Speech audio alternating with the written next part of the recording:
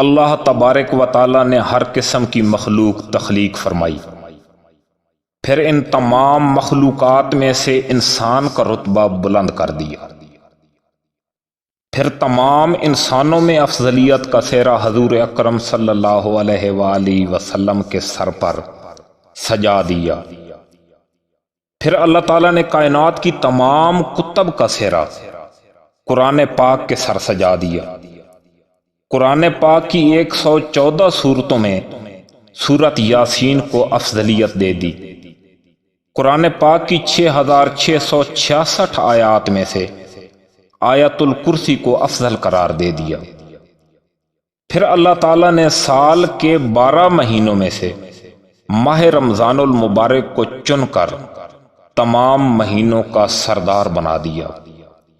سال کی 365 راتوں میں سے لیلۃ القدر کا مقام سب سے بلند کر دیا، لیکن سال کے 365 دنوں میں سے ایک دن کو فضیلت نہیں دی، بلکہ ہر جمعۃ المبارک کا دن افضل قرار دے دیا، تاکہ سال میں 52 جمعۃ المبارک کے ایام آئیں اور مسلمان سال میں 52 دفعہ جمعۃ المبارک کی فضیلت کو پائیں اور جمعۃ المبارک کی برکتوں سے مستفید ہو سکیں،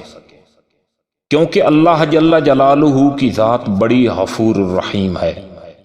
اور یہ سب اپنے بندوں کو بخشنے کے اسباب ہیں۔ اللہ تعالیٰ دنیا اور آخرت میں ہمارے لیے آسانیاں پیدا فرمائے، آمین ثم آمین۔